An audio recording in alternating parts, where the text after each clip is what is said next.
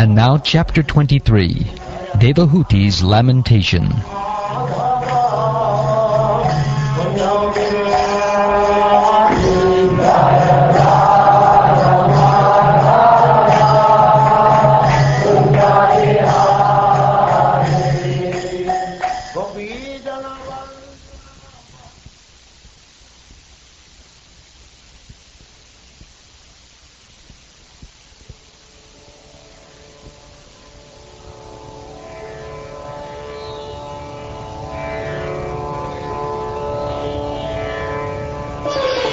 Maitreya continued. After the departure of her parents, the chaste woman Devahuti, who could understand the desires of her husband, served him constantly with great love, as Bhavani, the wife of Lord Shiva, serves her husband. O Vidura, Devahuti served her husband with intimacy and great respect, with control of the senses, with love, and with sweet words.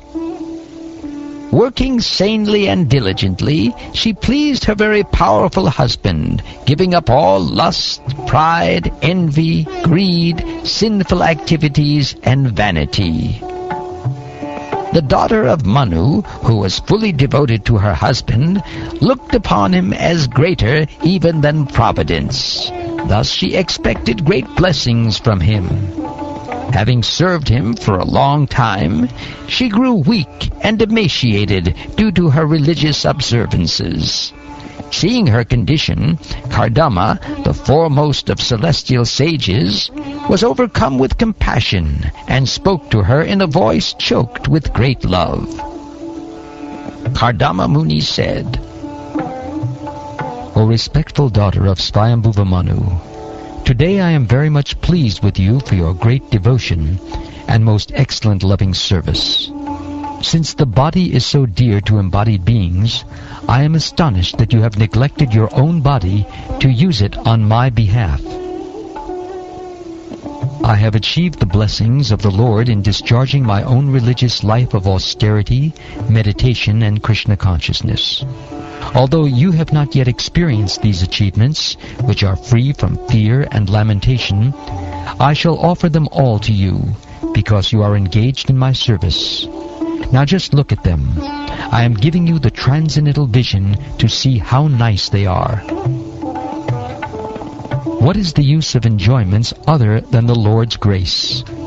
All material achievements are subject to be annihilated simply by a movement of the eyebrows of Lord Vishnu, the Supreme Personality of Godhead.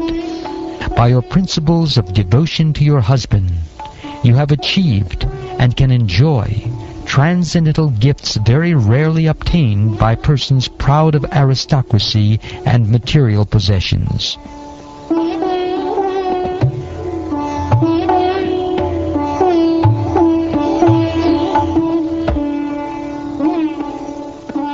Upon hearing the speaking of her husband, who excelled in knowledge of all kinds of transcendental science, innocent Devahuti was very satisfied. Her smiling face shining with a slightly bashful glance, she spoke in a choked voice because of great humility and love.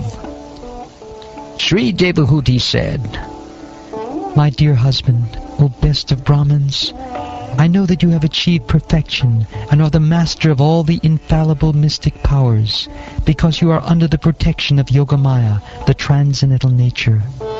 But you once made a promise that our bodily union should now fulfill, since children are a great quality for a chaste woman who has a glorious husband. My dear Lord, I am struck by excited emotion for you. Therefore, kindly make what arrangements must be made according to the scriptures, so that my skinny body, emaciated through unsatisfied passion, may be rendered fit for you. Also, my Lord, please think of a suitable house for this purpose.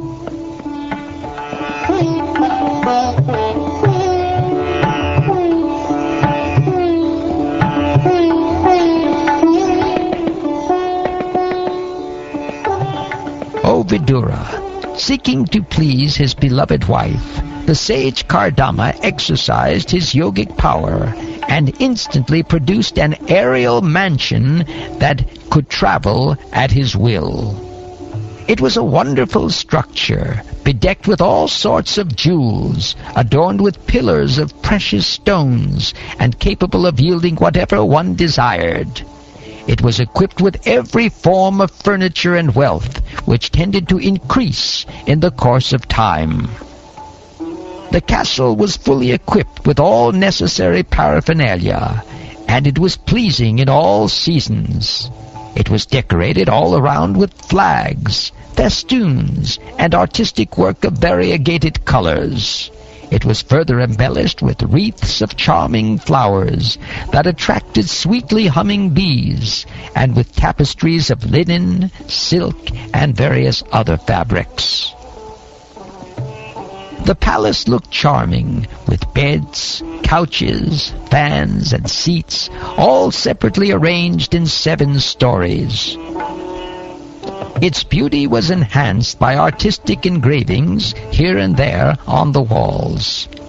The floor was of emerald, with coral dyases. The palace was very beautiful, with its coral thresholds at the entrances, and its doors bedecked with diamonds. Gold pinnacles crowned its domes of sapphire. With the choicest rubies set in its diamond walls, it appeared as though possessed of eyes. It was furnished with wonderful canopies and greatly valuable gates of gold. Here and there in that palace were multitudes of live swans and pigeons, as well as artificial swans and pigeons so lifelike that the real swans rose above them again and again, thinking them live birds like themselves. Thus the palace vibrated with the sounds of these birds. The castle had pleasure grounds, resting chambers, bedrooms, and inner and outer yards, designed with an eye to comfort. All this caused astonishment to the sage himself. When he saw Devahuti looking at the gigantic opulent palace with a displeased heart, Kardama Muni could understand her feelings, because he could study the heart of anyone. Thus he personally addressed his wife as follows. My dear Devahuti, you look very much afraid. First bathe in Lake Bindu Sarovara, created by Lord Vishnu himself, which can grant all the desires of a human being, and then mount this airplane.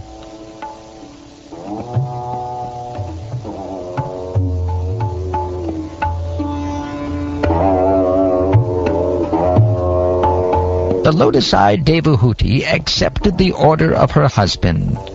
Because of her dirty dress and the locks of matted hair on her head, she did not look very attractive. Her body was coated with a thick layer of dirt, and her breasts were discolored. She dove, however, into the lake, which contained the sacred waters of the Sarasvati. In a house inside the lake, she saw 1,000 girls, all in the prime of youth, and fragrant like lotuses. Seeing her, the damsel suddenly rose and said with folded hands, "We are your maidservants. Tell us what we can do for you." The girls, being very respectful to Devahuti, brought her forth, and after bathing her with valuable oils and ointments, they gave her fine new spotless cloth to cover her body. They then decorated her with very excellent and valuable jewels, which shone brightly. Next they offered her food, containing all good qualities, and a sweet, inebriating drink called asavam, to improve her metabolism. Then in a mirror she beheld her own reflection. Her body was completely free from all dirt, and she was adorned with a garland. Dressed in unsullied robes and decorated with auspicious marks of tilak, she was served very respectfully by the maids. Her entire body, including her head, was completely bathed, and she was decorated all over with ornaments. She wore a special necklace with a locket. There were bangles on her wrists and tinkling anklets of gold about her ankles. About her hips she wore a girdle of gold, set with numerous jewels, and she was further adorned with a precious pearl necklace and auspicious substances. Her countenance shone with beautiful teeth and charming eyebrows. Her eyes, distinguished by lovely moist corners, defeated the beauty of lotus buds. Her face was surrounded by dark curling tresses.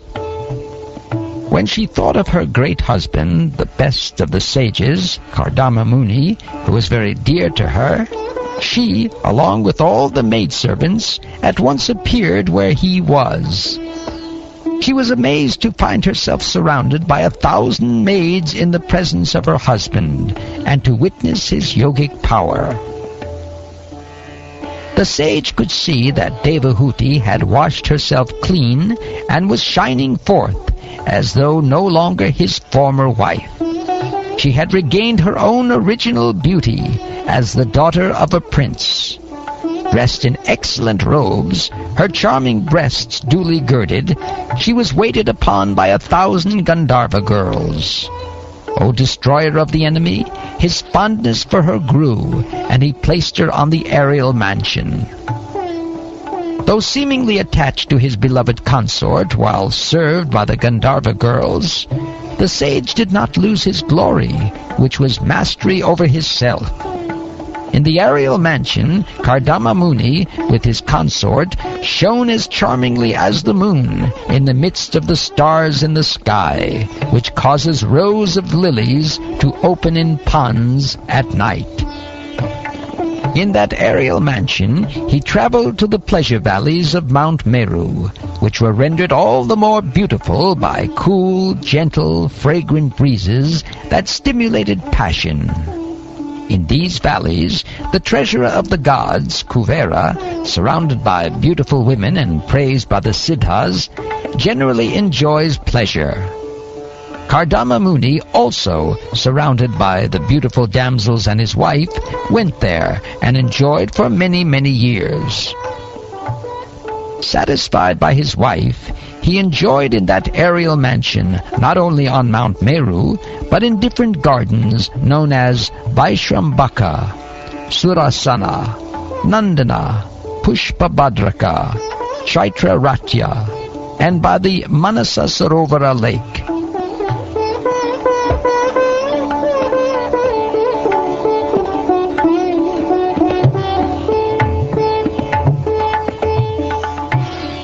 He traveled in that way through the various planets, as the air passes uncontrolled in every direction. Coursing through the air in that great and splendid aerial mansion, which could fly at his will, he surpassed even the demigods. What is difficult to achieve for determined men who have taken refuge of the Supreme Personality of Godhead's lotus feet? His feet are the source of sacred rivers, like the Ganges, which put an end to the dangers of mundane life. After showing his wife the globe of the universe and its different arrangements, full of many wonders, the great yogi Kardama Muni returned to his own hermitage. After coming back to his hermitage, he divided himself into 9 personalities, just to give pleasure to Devahuti, the daughter of Manu, who was eager for sex life. In that way he enjoyed with her for many, many years, which passed just like a moment. In that aerial mansion, Devahuti, in the company of her handsome husband, situated on an excellent bed that increased sexual desires, could not realize how much time was passing. While the couple, who eagerly longed for sexual pleasure, were thus enjoying themselves by virtue of mystic powers, 100 autumns passed like a brief span of time. The powerful Kardama Muni was the knower of everyone's heart, and he could grant whatever one desired. Knowing the spiritual soul, he regarded her as half of his body. Dividing himself into 9 forms, he impregnated Devahuti with 9 discharges of semen. Immediately afterward, on the same day, Devahuti gave birth to 9 female children, all charming in every limb and fragrant with the scent of the red lotus flower. When she saw her husband about to leave home, she smiled externally, but at heart she was agitated and distressed. She stood and scratched the ground with her foot, which was radiant with the luster of her gem-like nails.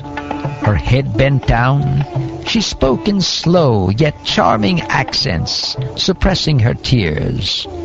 Sri Devahuti said, "My lord, you have fulfilled all the promises you gave me, yet, because I am your surrendered soul, you should give me fearlessness too. My dear Brahmin, as far as your daughters are concerned, they will find their own suitable husbands and go away to their respective homes. But who will give me solace after your departure as a sannyasi? Until now, we have simply wasted so much of our time in sense gratification, neglecting to cultivate knowledge of the Supreme Lord. Not knowing your transcendental situation, I have loved you while remaining attached to the objects of the senses. Nonetheless, let the affinity I have developed for you rid me of all fear. Association for sense gratification is certainly the path of bondage. But the same type of association performed with a saintly person leads to the path of liberation, even if performed without knowledge. Anyone whose work is not meant to elevate him to religious life, anyone whose religious ritualistic performances do not raise him to renunciation, and anyone situated in renunciation that does not lead him to devotional service to the Supreme Personality of Godhead, must be considered dead, although he is breathing.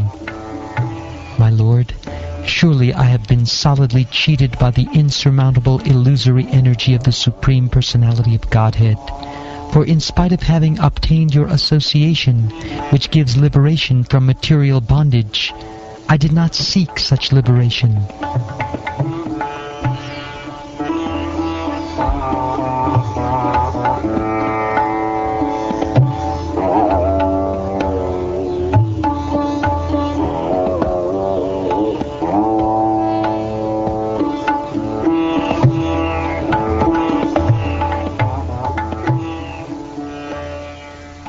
Thus ends the 23rd chapter of the 3rd canto of the Srimad Bhagavatam, entitled Devahuti's Lamentation.